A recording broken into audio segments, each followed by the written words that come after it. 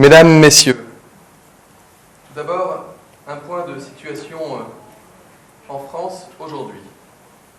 Au total, 19 856 patients ont été confirmés pour le coronavirus par test biologique, soit une augmentation de 3 167 malades diagnostiqués en 24 heures. Ce sont désormais 8 675 malades qui sont hospitalisés en France, soit 1435 de plus. 2082 personnes sont actuellement en réanimation, 335 personnes de plus qu'hier. Enfin, 860 personnes sont décédées, c'est-à-dire 186 de plus qu'hier. Partout en Europe et dans de nombreux pays, au-delà des frontières européennes, le coronavirus continue à circuler activement. Les victimes sont chaque jour plus nombreuses. J'ai en particulier une pensée ce soir pour nos voisins italiens et espagnols.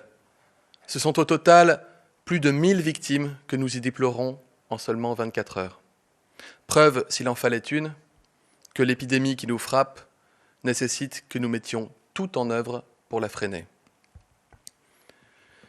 J'ai conscience de l'effort important, des sacrifices au quotidien que nous demandons aux Français. Chacun comprend désormais pourquoi le confinement est indispensable. C'est ainsi que nous parviendrons à stopper la transmission du virus, que nous parviendrons à sauver de nouvelles vies. Chacun de vous, dans vos appartements, dans vos maisons, vivait autrement depuis maintenant une semaine. Tous, nous espérons de ce confinement un impact prochain, visible, puissant sur le coronavirus. Tous, nous espérons bien sûr que cela arrivera vite. Tous avons conscience que ce confinement qui nous est imposé est indispensable. De nombreuses familles françaises ont déjà eu un proche malade, qui a guéri dans l'immense majorité des cas. Plus de 98% des patients, nous le savons, guériront du coronavirus. Mais parmi les Français, certains payent un bien plus lourd tribut. Ces Français qui ont dans leur famille, parmi leurs amis, un malade en état grave, parfois un proche disparu. Désormais, ce proche peut parfois être un médecin, un soignant, malade, pour avoir, avec courage, avec vocation, sauvé des vies. La grande famille des médecins est à nouveau ce soir endeuillée.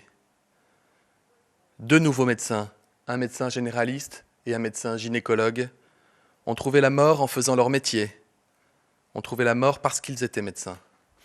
J'ai pour ces 2 confrères une pensée particulière qui éclaire d'une lumière dramatique la hauteur de l'engagement des soignants au service de leurs malades. Nous ne les oublierons pas, nous ne les oublierons jamais. D'autres médecins, soignants, personnes portant assistance aux plus fragiles, contractent le virus chaque jour dans nos hôpitaux, dans leurs cabinets ou parfois au domicile de leurs patients. Pour tous ces soignants qui tombent malades, je le dis, le coronavirus sera systématiquement et automatiquement reconnu comme une maladie professionnelle. C'est la moindre des choses. Et il n'y a aucun débat là-dessus, comme il n'y aura jamais aucun débat dès lors que les mesures annoncées iront dans le sens de la plus grande protection possible de ceux qui, sur le terrain aujourd'hui, rappellent que notre société ne peut se passer d'eux. La protection des soignants passe aussi par les masques. Un mot sur les masques de protection. J'en ai longuement parlé samedi. Ils sont, je le rappelle, destinés en priorité à ceux qui nous soignent, dans un contexte de forte tension sur les stocks. Nous poursuivons nos efforts pour augmenter par tous les moyens leur fabrication en France comme à l'étranger. À nouveau, je remercie les entreprises, les collectivités, les particuliers qui font don de leurs masques à la pharmacie la plus proche, à l'hôpital le plus proche ou à l'agence régionale de santé de leur région quand il s'agit de stocks. Et des stocks, même petits, il y en a encore un peu partout sur le territoire national. Par ailleurs, nous avons passé d'importantes commandes de masques à l'étranger.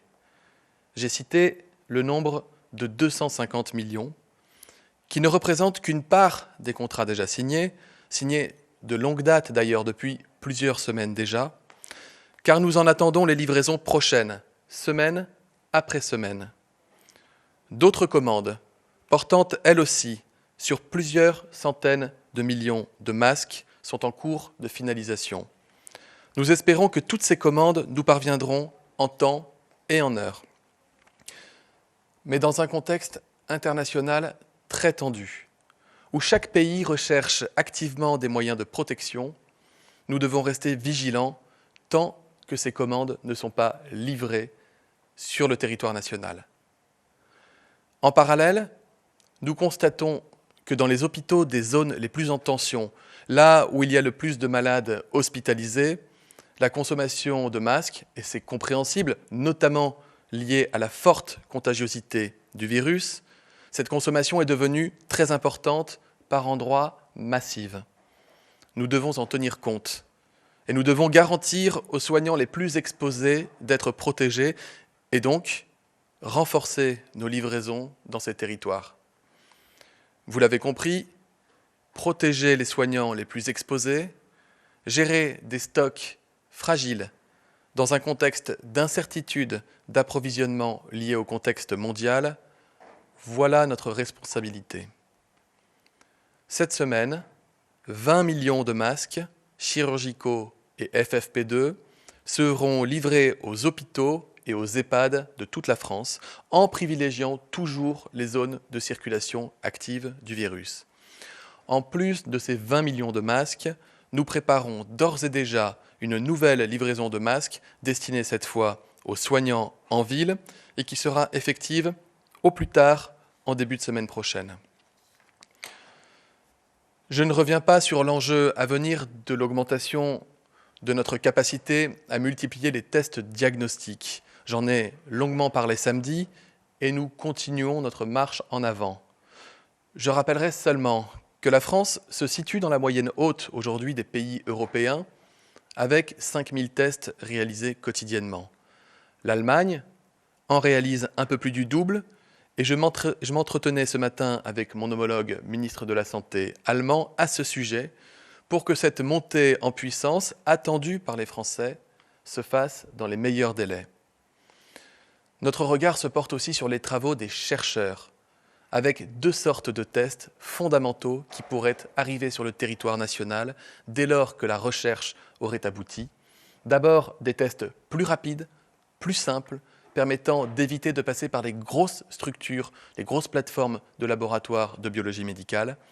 Ensuite, ce qu'on appelle des sérologies, qui par une prise de sang permettent de savoir si nous avons développé les anticorps contre le virus, c'est-à-dire savoir si nous avons contracté ou non la maladie. Ces 2 tests, nous les espérons pour les prochaines semaines. Ce serait déterminant dès lors que nous envisagerions le déconfinement pour les Français, parce que ça permettrait à chacun de savoir où est-ce qu'il en est vis-à-vis de la maladie virale. Nous suivons cela de très près et dès qu'ils seront disponibles, quel que soit l'endroit dans le monde où ils seront disponibles, nous ferons tout en œuvre pour en faire bénéficier sans délai les Français. Notre système de santé continue, vous le voyez, partout sa préparation, déterminée, pour faire face à la vague épidémique. Tous les établissements de santé, qu'ils soient publics, qu'ils soient privés, sont pleinement mobilisés et je les en remercie. Je remercie profondément toutes les équipes administratives, médecins, soignants, brancardiers, tous les métiers du soin, dans tous les secteurs hospitaliers de France. C'est notamment le cas dans la région Grand Est, où je tiens à faire taire certaines rumeurs selon lesquelles les cliniques privées ne participeraient pas à l'effort national. C'est faux, les cliniques sont mobilisées évidemment et les services de réanimation sont accessibles pour les malades du coronavirus. L'hôpital militaire, qui vient renforcer les capacités d'hospitalisation, est désormais construit à Mulhouse et s'apprête à recevoir ses premiers malades graves. Je voudrais maintenant aborder la question du traitement, ou plutôt la question des traitements. Il y a quelques minutes, le Haut Conseil de santé publique, que j'avais saisi sur la question des nouveaux traitements disponibles pour les malades du coronavirus, ce Haut Conseil pour la santé publique s'est réuni et il a invité pour l'occasion 7 sociétés savantes afin de formuler un avis. Voici cet avis.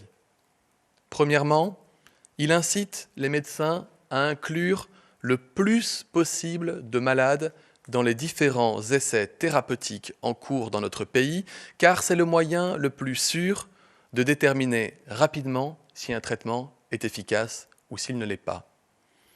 Par ailleurs, il s'est prononcé spécifiquement sur la question de l'hydroxychloroquine.